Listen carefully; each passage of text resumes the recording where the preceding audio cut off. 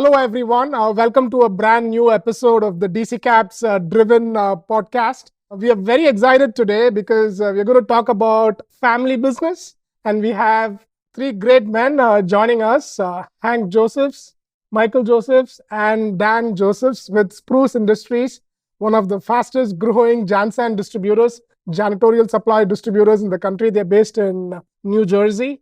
And really excited today. Father, son, and son. So it's awesome to have three of them on the same frame. Thank you so much, Hank, Michael, and Dan, for joining DCKAP's Driven podcast. Our pleasure. Thank you for having us. So, Hank, I'm going to start with you. Can you tell us about the Spruce Industries business? Who started it? When did you, if you started it, when did you start? Company was started about 75 years ago by a family in the Union County, New Jersey area. And I got involved with them about 10 years later, 20 years later, probably. And they were struggling with transition. They had children that some weren't interested in the business. And I took a flyer and risked everything I had, both my boys' college education, left a pretty big time job, and borrowed enough money and bought the business, and basically thought because I was a relatively big shot in a big company that I knew everything about distribution and Jansan. And I basically found out in the first 6 months, I knew nothing. So it was a huge learning curve, very nervous part of my life where I had everything at risk. But we worked hard. My wife and I worked hard at it. We worked together, which I don't recommend to a lot of people. But we were able to gradually get out from under all the loans, and we successfully navigated the marketplace. And I've been doing it. Thursday will be our 40th year that I've owned the company. Oh, that's amazing. Yeah. That is, yeah. So the company was started 75 years ago and you bought them 40 years ago. It was started 40 years ago. That's amazing. Yeah. Yes. So Hank, I've read a little bit, or I've read extensively about the Spruce Industries business, and we also work with you. So it's exciting. Appreciate the opportunity. It's in your family DNA, right? So the Spruce is in your family DNA. And when both Dan and Michael were growing up, did you always want them to get into the family business, or how was that? That's a great question. If you own a family business, you're involved in, it's 24/7. You never go, when you go on vacation, you're never on vacation. You're always attached. You're always worried. Every night, my wife and I would come home and the boys would be in school and have their afternoon activities, and we'd talk about things over the dinner table. We always had dinner together. And they would hear us, my wife and I, talking, sometimes arguing, sometimes fighting about different issues and different customers and different problems. So they grew up around the business, but it was never an attitude that we had, both my wife and I, that they were expected to come into the business. We basically worked our behinds off to make sure that we could provide them with a healthy living, a lifestyle, and college education. And then from that point on, whatever they decided to do, I wanted them to be able to do unfeathered, without debt, and move forward in their life. So, during the summers and a little bit of high school and college, when they came home, they worked for us. Both of them worked for us. Will was in the warehouse, in the office. Mike handled a lot of stuff with the operational stuff. Dan was involved in computers. He's an engineer by trade. Helped his mom. So it was truly, they weren't flipping hamburgers anywhere. They were in the family business. And then they went off to college. They had their internships, various internships, and then they went off onto Wall Street. And that was fine for us. We were very happy. The business had grown, was growing. We were pleased. And then gradually, there was this, Dan can explain more about how he decided to change his career, and Mike also. So, but we always discussed the business. It was never, they knew everything and we didn't hide anything, and we were upset. They knew we were upset, and we were able to provide and continue. And it was very positive. No, I think that's great, right? So thank you so much, Hank, for sharing that side of the story. Let me ask you, Daniel, you worked at JP Morgan for over 5 years. Mm-hmm. And then did you always want to come back to the business? Like your dad was not really, it's not like as if, hey, you need to get into the family business. So what made you choose to work for Spruce? There was never even a thought in my mind after graduating college that I was going to be doing this. It never crossed my mind. I graduated college and I got a job working for JP Morgan on the software engineering side. And I really enjoyed it. I really enjoyed what we were doing. The company was actually for a bank was pretty small at that time. We were about 10,000 employees. It felt like a family. It was a really great atmosphere. And then about 2.5 years into working there, we ended up merging with Chase. Obviously, Chase acquired JP Morgan. It was a huge acquisition. Our 10,000 employees became 200 and something overnight. The culture changed a lot. It became much more the culture of Chase, and started getting feelings that it wasn't going to be the same.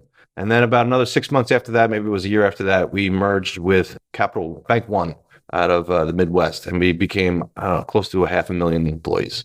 I felt like it was a small country. It was hard to navigate. You couldn't get promotions. There was a long line of people ahead of you trying to do the same thing. And I started looking around at other opportunities. Maybe it was other banks.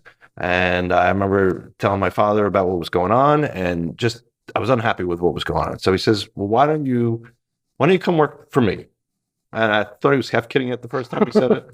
I sort of dismissed it and kept going with what I was doing. And then he said it again, very casually.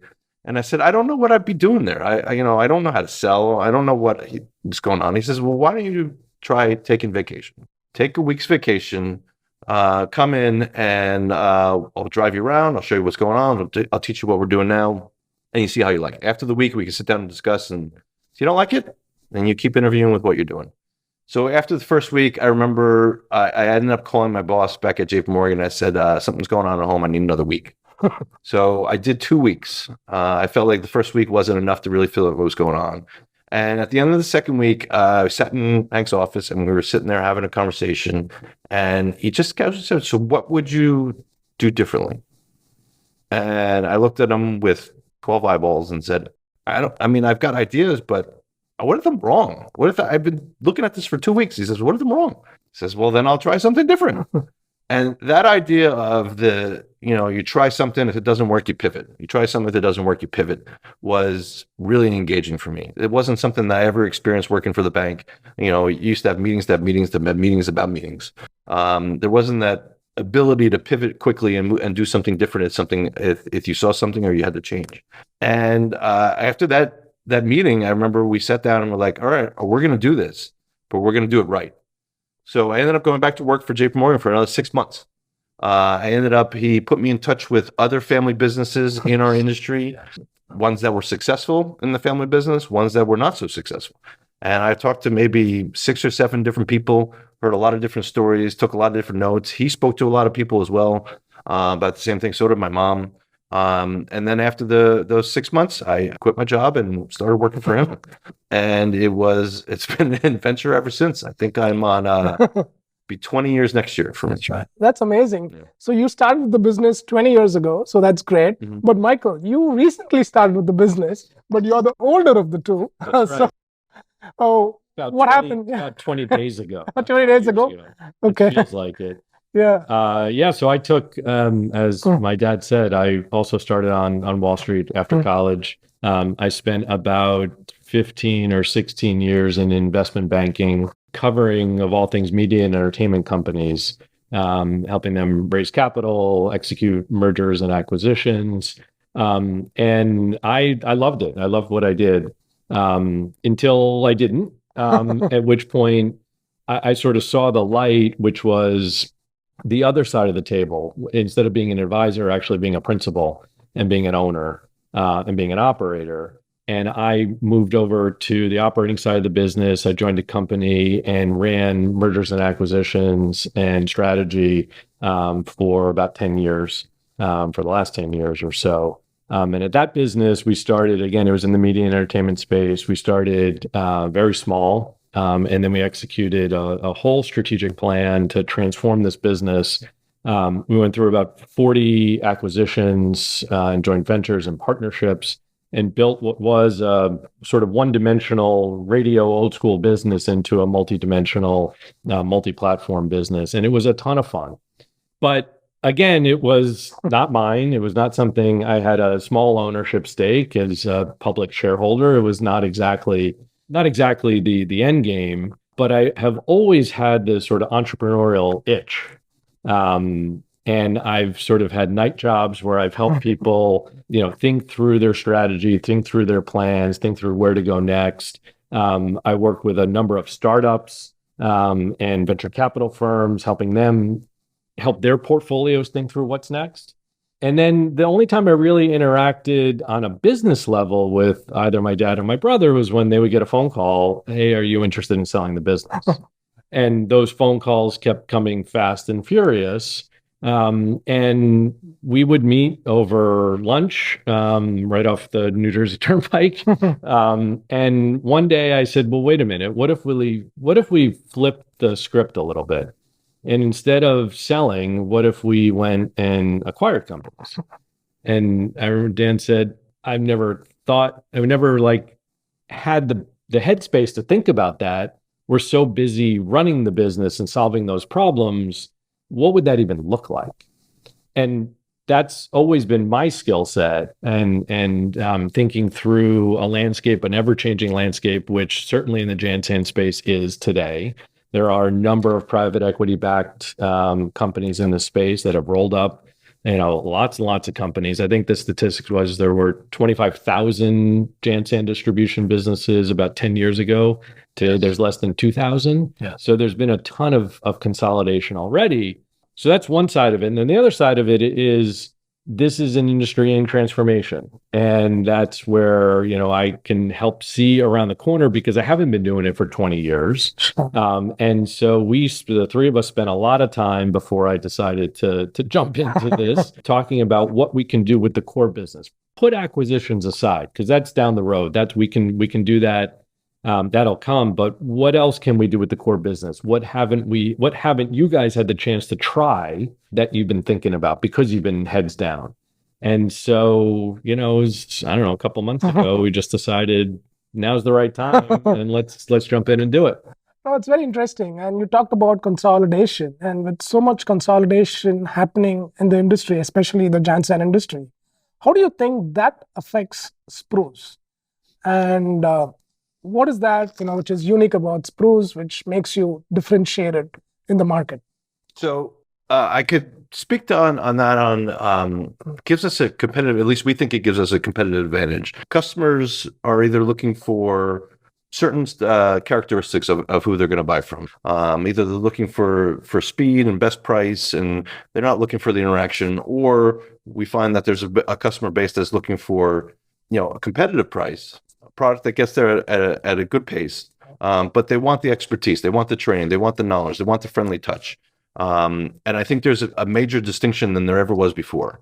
There used to be a middle ground of a lot of larger, call it 50 million to 150 million size businesses, distribution businesses in our industry. They're gone. So there is now a large gap between the growing small to medium-sized businesses and the exponential size of the private equity-backed businesses. And it's been a huge opportunity for us. One of the things that I tell the sales team, and we talked about it with the customers as well, one of the things that gives us an advantage is customers like to pick up the phone every once in a while and yell at somebody, if that the case may be. And for the ability they have to pick up the phone and call me at any point in time, let me know the positive and negative of what's going on, something that I could solve immediately, versus having to pick up a phone, dial a robot, figure out where you're going, next person you get on the phone with, and then you don't even know who you're talking to, and it's a big struggle to get something done. That, I think, is our biggest competitive advantage at the moment, and I think a lot of that gives us the same reason that I wanted to come into this business so long ago, is the way we could pivot quickly and change on a dime and change what we're doing, add a revenue stream, take away a revenue stream, go into a different target market quicker than probably a larger company could do that has to go through a lot more logistics to get it done. One of the things that I've always said over the years is that a company like Spruce versus a company like some of the mega companies, when they want to make a change, they have to make a change like an aircraft carrier. It takes them miles to make the change. If we need to pivot or make a change, as Dan is talking about, we're a PT.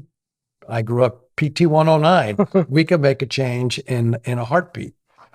And that's the quality that a lot of people look for, is the fact that we have people answering the phone, they identify themselves, and they don't put you on hold.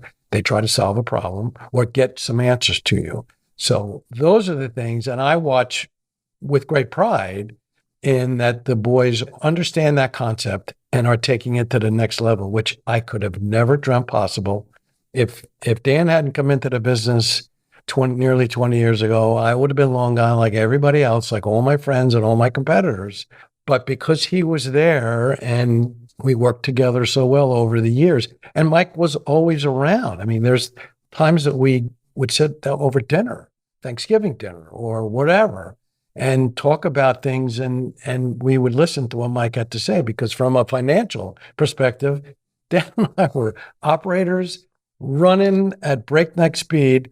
We knew we were making money, but we didn't have a model. that we could plug in. I still tell everybody this. It's like we're going down the highway at 100 miles an hour with the doors off. Things are flying out the door. Things are flying out the trunk, but we're still going forward. Right. And growing. No, it's very interesting that you say that. And I'm really glad that both Dan and Michael are in the business. But what about families out there where the kids do not want to get into the business? How do they deal with it? Is it like, hey, is it just consolidation is the answer, or what happened? These families, and I hear about it, people talk about it with me because they're all jealous, and I'm the luckiest guy. I tell everybody I'm the luckiest guy on the face of the planet, that I have two sons that are seriously interested. If you don't have, you can't make your kids involved in something that doesn't interest them. Listen, they both are college graduates, University of Michigan. There's nothing glamorous about selling toilet paper and paper towels, but it is a way to make a living, and it's a way to make a good living. And if you're willing to work in that, with that thought in mind, then the family should be involved in it. But if the kids have this arbitrary idea where they want to go, you just got to let go and get what you can get out of it, and get out in one piece for yourself. You can't force someone to do this. You have to want to do it, because it's not glamorous. There are tedious things that just have to get done. But if you look at each other, who's going to get it? We're going to get it done, because it's got to get done, or else it doesn't get done.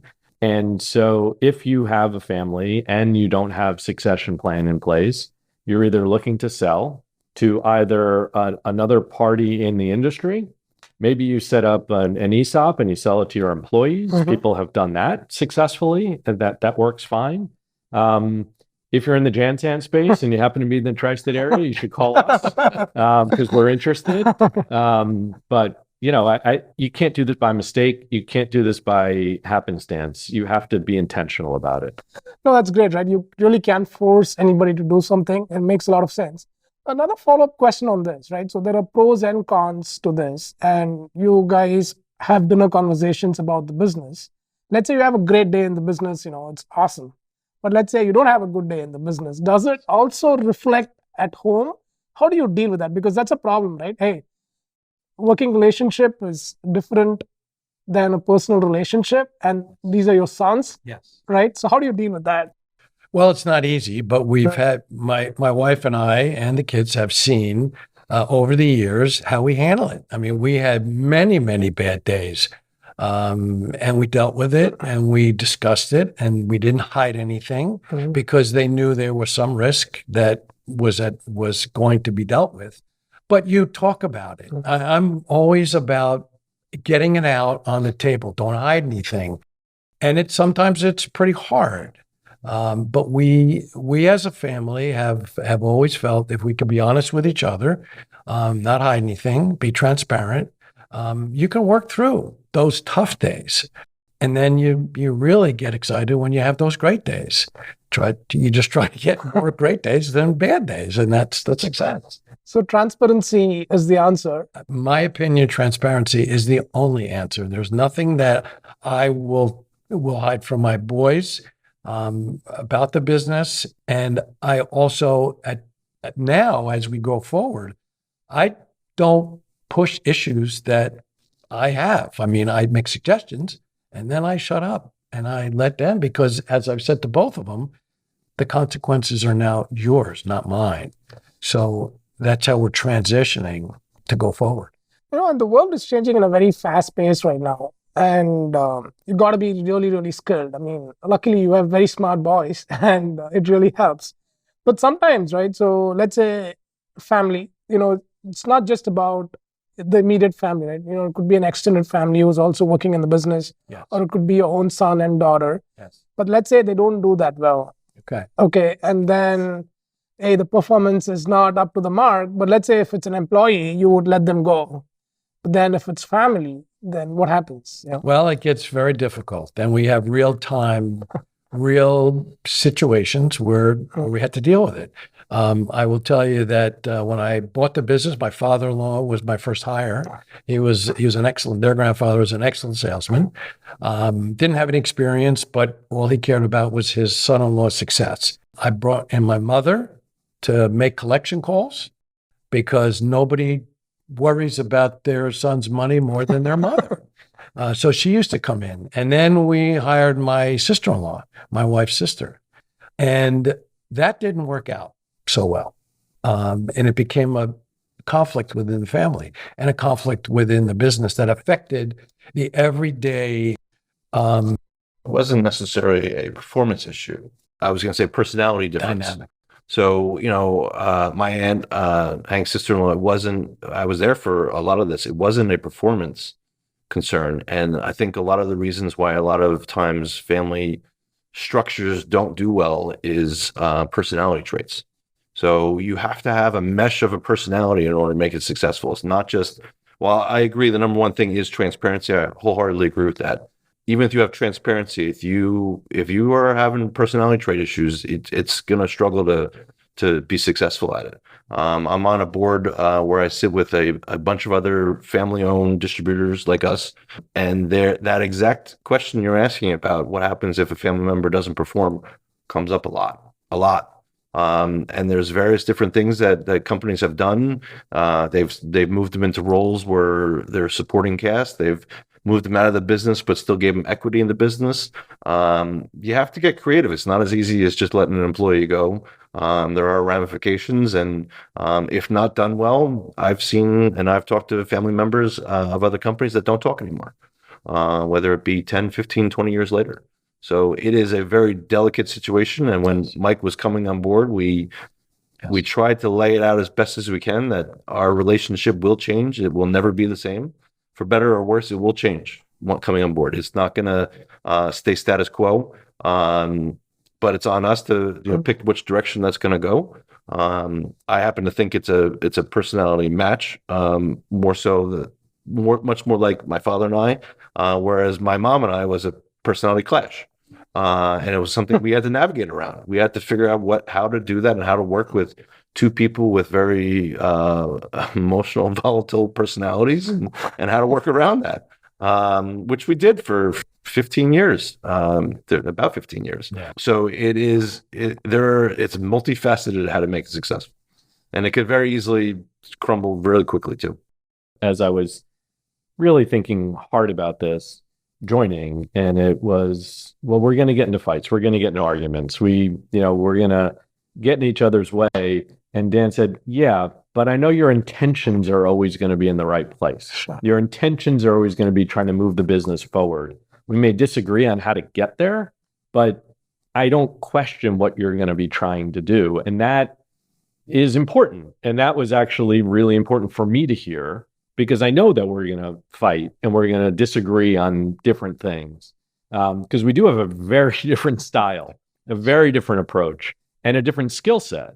But I think ultimately, if we can stay true to that and understand that we do have each other's best intention and the business's intention or best interests at heart. Motives.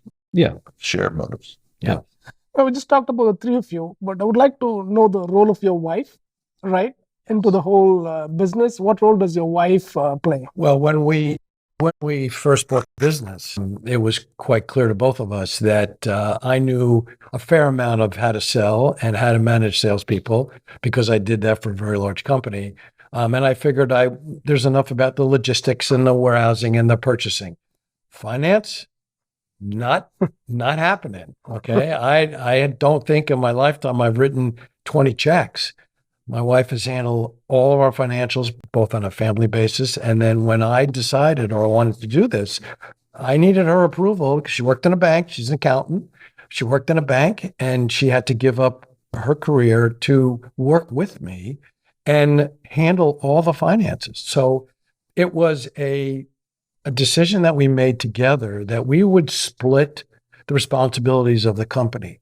You know, you're handling the finances, insurance, and all that stuff, and the money and the checking account, and I'm handling all the other stuff.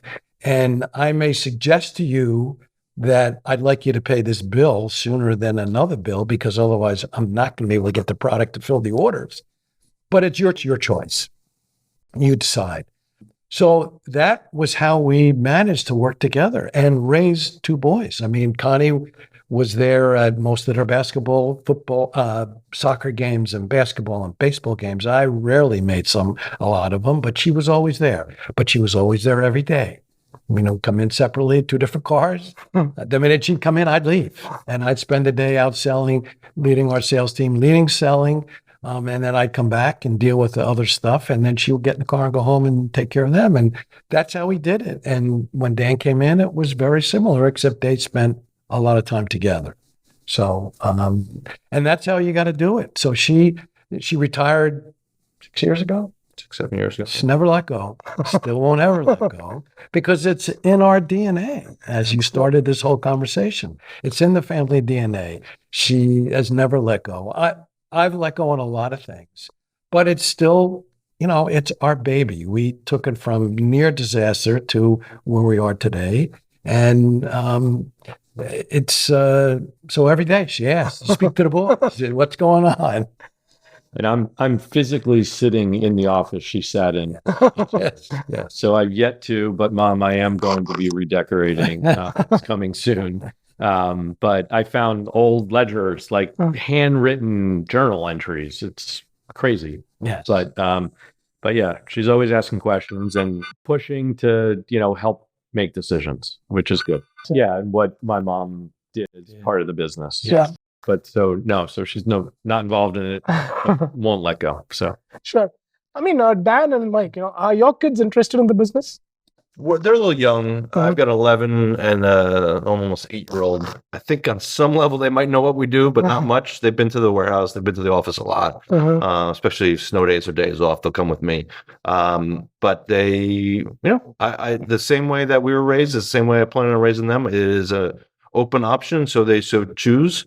I'm sure when it comes to high school or, you know, and they need something to do, I'll have plenty of them for them to do at the office, but I won't push it.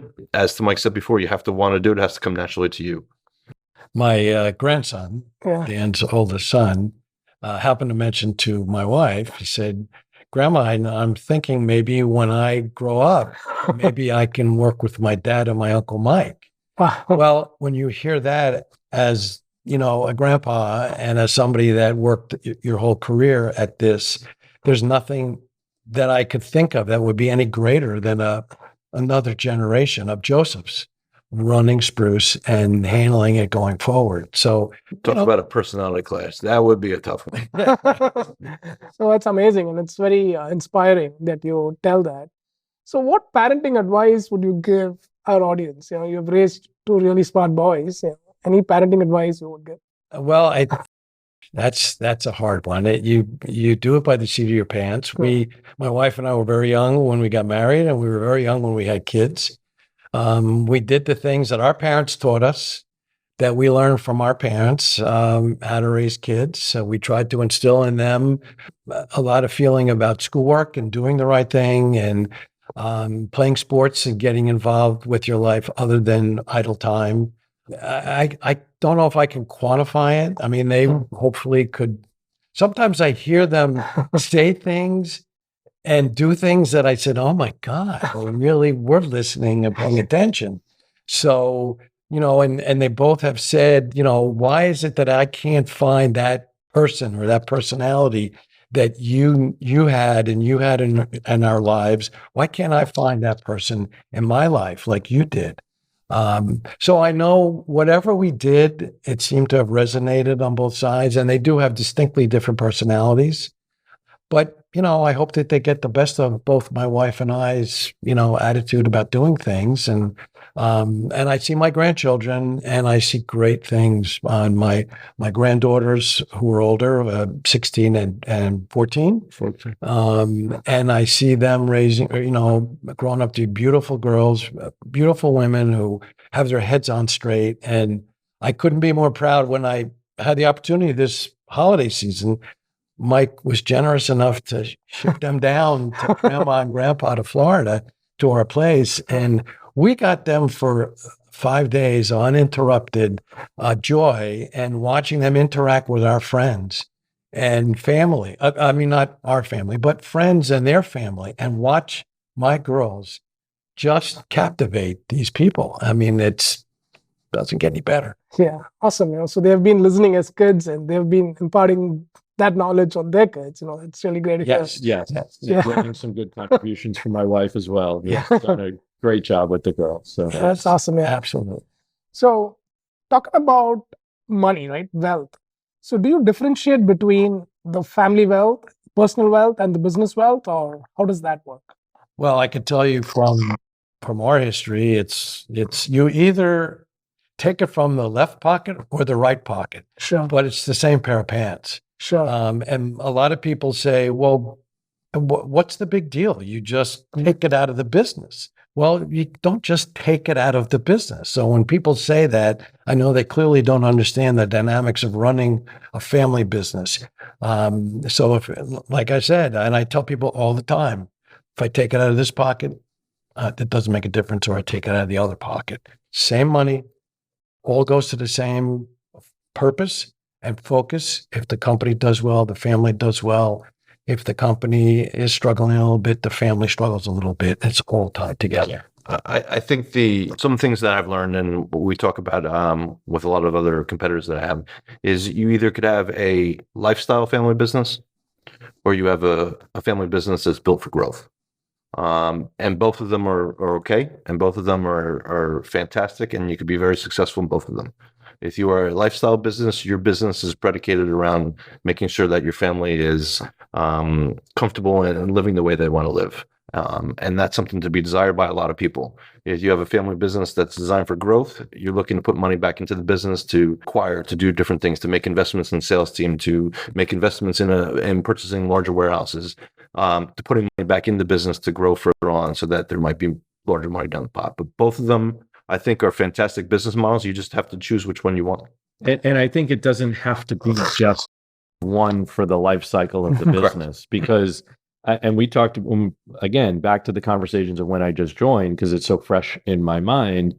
It was yesterday. It was yesterday. We're talking about, okay, I built this financial model and I said, okay, if we do these 10 things, this business should should triple in a couple of years. What am I missing? And then you said, well, you're not missing anything. I said, well, why wasn't this done? Well, okay, let me take you back.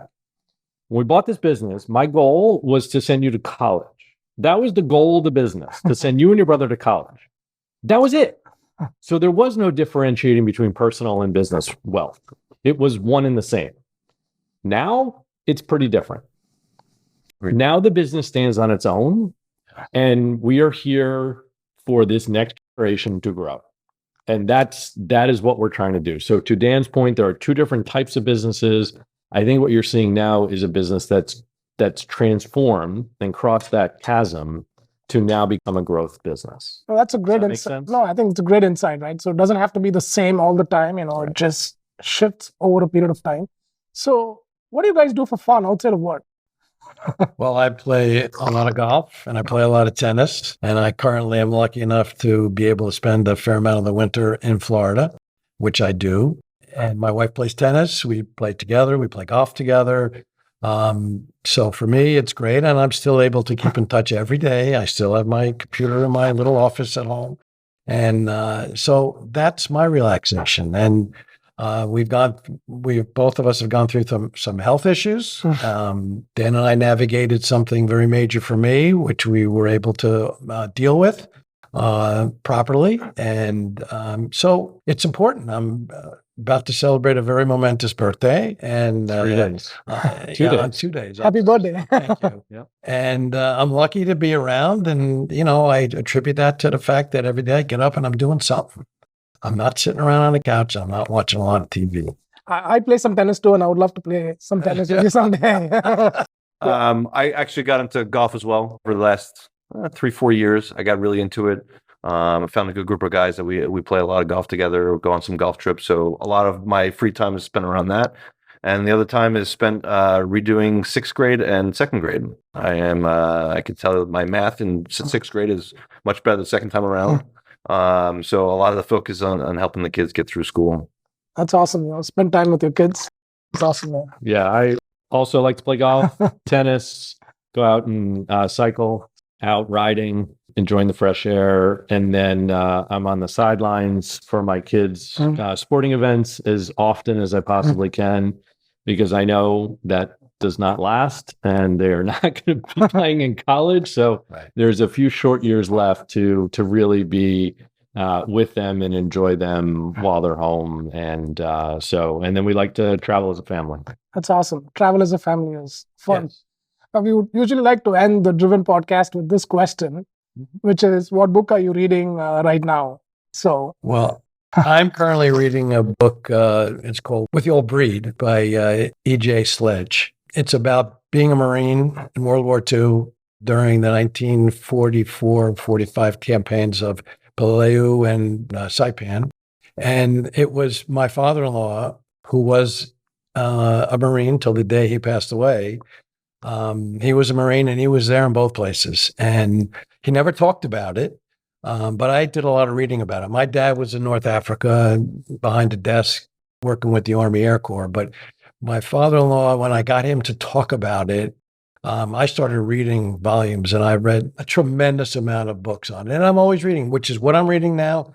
I read it on the plane up, and I will read more chapters on the way down. As I said, I'm repeating 6th grade. So I just finished Beowulf, and I am now reading Mousetrap by Agatha Christie. It's a play that she wrote. So that is my entertainment, is reading books to help my son get through. I just finished The Coddling of the American Mind, which I don't like to get political and talk about things that are in transition. And I think as you get older, you may move. Many people in this country go from, liberal to a little bit more conservative. And this is a book that sort of is in that transition and what has happened to the American school system and kids in America. And I think it was a fascinating read. So very delicate. Yeah, I'm reading this book called So Good That They Can't Ignore You by Cal Newport, also the author of Deep Work, where you keep getting better at what you do and eventually you discover your passion. So it's not about passion, it's about hard work. So I thought that was a great book. But Hank... That's an interesting thing about passion. It's not a word that we brought up to, but my feeling about success of business in general, but specifically family business, if you don't have the passion for it, you're not going to end up in the right place. And I have always had the passion. And I think I've passed it on to both boys that passion is something you do. I mean, I'm passionate about a lot of stuff. I'm also without many filters anymore, but I'm still passionate about a lot of stuff, especially our business. So I'm glad you brought that up. Absolutely. And you work hard and you get better at it. That's awesome.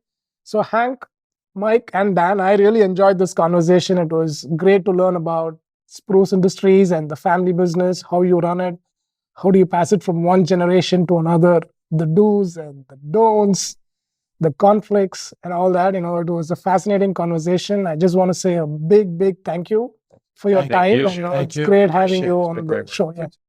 Thank you. Thanks for joining us on this episode of the Driven Podcast. Check out our other episodes for more and subscribe to be the first to access every new episode.